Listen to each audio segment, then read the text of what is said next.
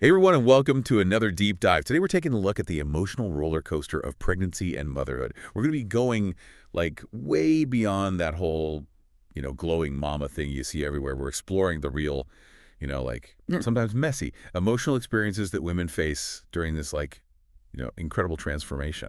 So yeah, get ready for some serious aha moments because we're about to uncover some surprising truths about this journey. Yeah, it's interesting how much we hear about the physical side of pregnancy, but we don't talk enough about the emotional changes. And those can be a lot harder to deal with.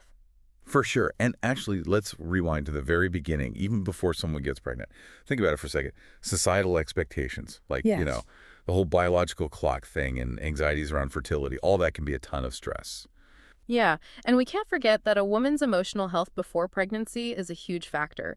It kind of sets the stage for the whole journey. Like if there are pre-existing psychological conditions, those can get even more intense with the hormones and stress that come with pregnancy, and even cutting back on caffeine or alcohol, which seems pretty simple, can be really emotionally taxing for some people. And the stuff we've been reading for this deep dive even says that, building a strong support system before even trying to conceive, it's like laying a good foundation for the emotional ups and downs that come later. Right, and I think it's super interesting how preparing for the emotional realities of pregnancy is just as important as preparing for the physical changes. It's like training for a marathon or something. You've got to be mentally and emotionally ready for what's ahead. Okay, so let's fast forward to the pregnancy itself. Now we've all heard about that, pregnancy glow. Yeah. But honestly, it can be super demanding physically and emotionally. For sure. And the sources we've been looking at use this phrase, sometimes overwhelming. And I think that sums it up perfectly.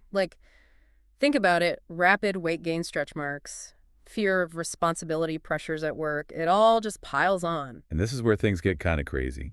One of the things we read said that 1 in 5 pregnant women in Singapore experience significant depressive symptoms. 1 in 5, that's not at all what we usually picture. I know, right? It really challenges how society talks about pregnancy.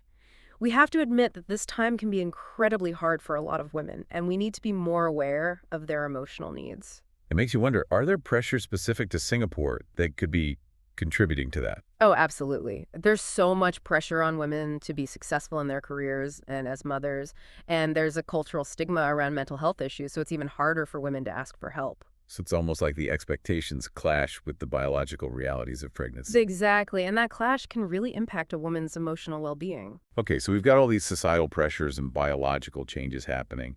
And then there's antenatal depression, which is depression that happens during the pregnancy itself. And what a lot of people don't realize about antenatal depression is that it can be the first time a woman experiences depression, so it's harder to recognize. The symptoms can easily be mistaken for just regular pregnancy changes like being tired, trouble sleeping, mood swings. So how can you tell the difference between normal pregnancy stuff and something more serious?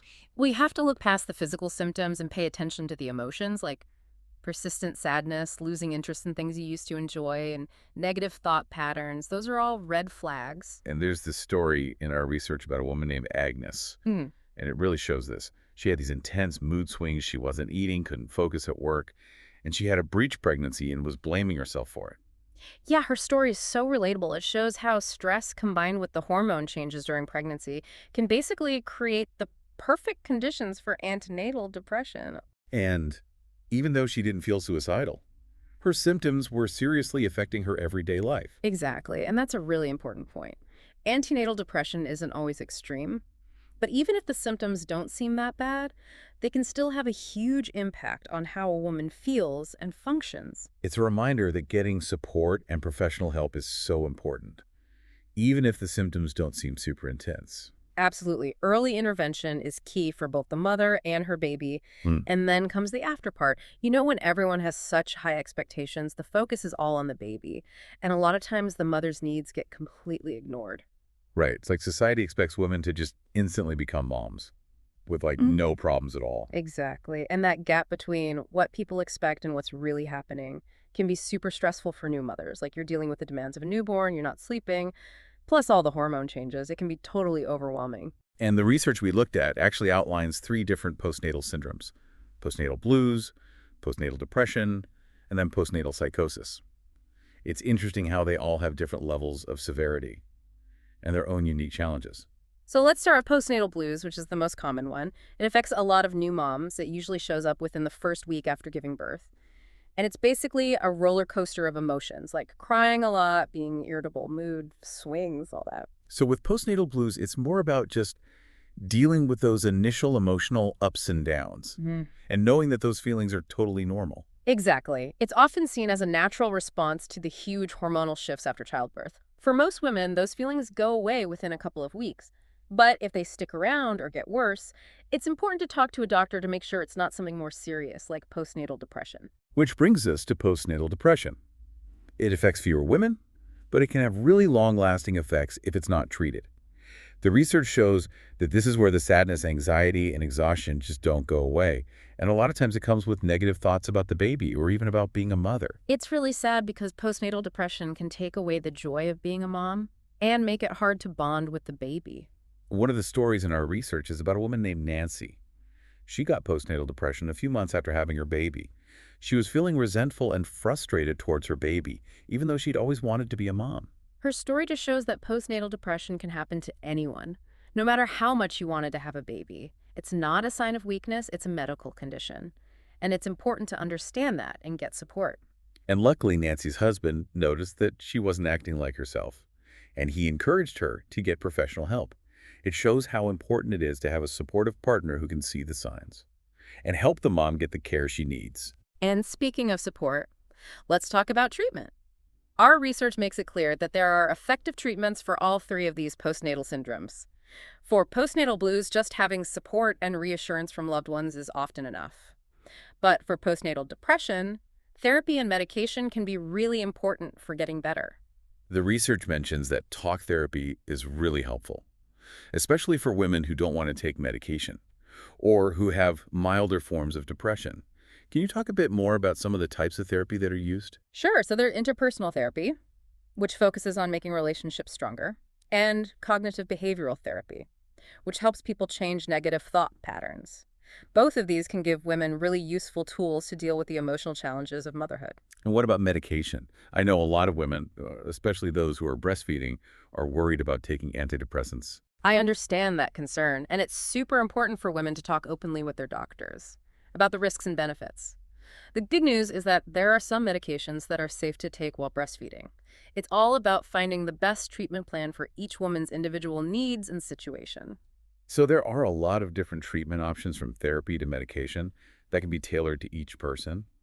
But what about support systems beyond professional help? What role do partners, family, and friends play in a new mother's mental health? Partners play a huge role. They can help out with childcare, listen without judgment, and just create a space where the mom feels safe to share her feelings. So it's about understanding that the mother's needs are just as important as the baby's. Exactly. It's not selfish for a new mom to need rest time for herself, or just someone to listen to her. Family and friends can also help out with things like cooking, cleaning, and taking care of the baby, which gives the mom some time to focus on getting better and bonding with her baby. It really does take a village. And sometimes that village might also include support groups or online communities where moms can connect with other moms who get what they're going through. Yeah, those shared experiences and the feeling of not being alone can be so validating and empowering. It's like a lifeline for women who are struggling silently. Now let's switch gears for a minute and talk about something that's super important for postpartum recovery, but often overlooks sleep. Ugh, sleep the holy grail for new parents. But seriously, sleep deprivation can make anxiety, depression, and irritability so much worse.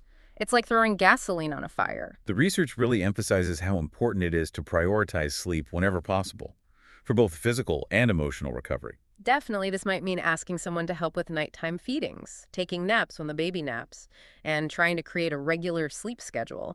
And even short naps can make a big difference. Those power naps can really boost your mood and energy. Okay, so we've talked about support systems, treatment options, sleep.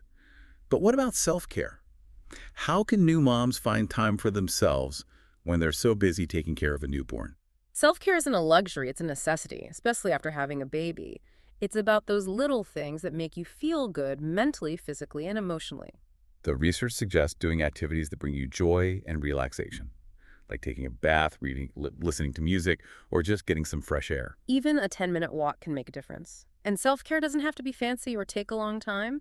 It's about making small choices throughout the day to put your well-being first. So in this deep dive, we've covered a lot, from the emotional challenges of pregnancy and motherhood to treatment options, support systems, and the importance of self-care. But there's one more piece of the puzzle we need to talk about: the impact of a mother's mental health on her baby. That's a really important topic, and it's what we're going to be focusing on in the final part of our deep dive.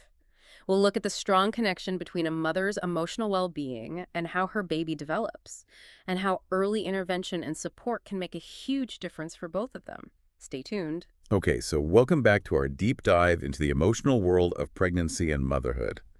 In this final part, we're going to focus on something we haven't talked about much yet: the impact of a mom's mental health on her baby. Yeah, this is where things get super interesting because research shows that how a mom feels emotionally can have a big effect on how her baby develops. Like if postnatal depression isn't treated, it can have some serious long-term effects on the child. So it's not just about the mom anymore. We're actually talking about how this could affect the next generation. Exactly. When a mom is dealing with depression or anxiety, it can be hard for her to really connect with her baby, to understand what the baby needs, and to create that nurturing environment. It doesn't mean you have to be a perfect parent, but you have to be emotionally present and responsive. We saw in our research that babies of moms with postnatal depression, they might be more likely to have developmental delays, behavioral problems, and even problems with attachment later on. That's kind of a big deal. It is, and it's not just about having negative emotions, it's also about not having enough positive ones. If a mom has depression, she might not play with her baby as much, or smile at them, or respond to them in that warm, loving way. And all of that is so important for early brain development. So the baby is picking up on all those cues, verbal and nonverbal, and that's how they start to understand the world around them. Yeah, those early interactions basically form a blueprint for how the baby learns about relationships and their place in the world. Which makes getting help and treatment even more important. It's not just for the mom, it's for the baby too. Totally recognizing the signs of postnatal depression and getting support as early as possible can really make a huge difference for both mom and baby. It's about stopping that cycle and creating a healthy, loving bond. Our research also talked about how important it is to keep getting support, even after someone has recovered from postnatal depression or psychosis. Why is that ongoing support so important? Well, because recovery is a process. It's not like you just suddenly get better and that's it. It's crucial for moms to have continued access to support, whether that's therapy support groups or just friends and family who understand. It's like having that safety net there just in case. Right. And it's important to remember that it's possible to have a relapse. Having that support system can make all the difference if that happens. So as we wrap up this deep dive, I want to say that if you're struggling with mental health during pregnancy or motherhood, it doesn't mean you're a bad mom. It's actually really common, and there's help out there. You're not alone. There are resources, treatments, and support systems to help you. Reaching out is a sign of strength, not weakness. Ultimately, we want all moms to be able to experience the joy of bonding with their babies and to really thrive in their new roles. And here's a final thought for you. Be kind to yourself. This is a time of huge changes and adjustments. Give yourself a break, ask for help when you need it, and celebrate every little win along the way. Thanks for joining us on this deep dive into the emotional world of pregnancy and motherhood. We hope you learned some valuable things. Remember, there's no shame in asking for help, and there's always hope for a better future.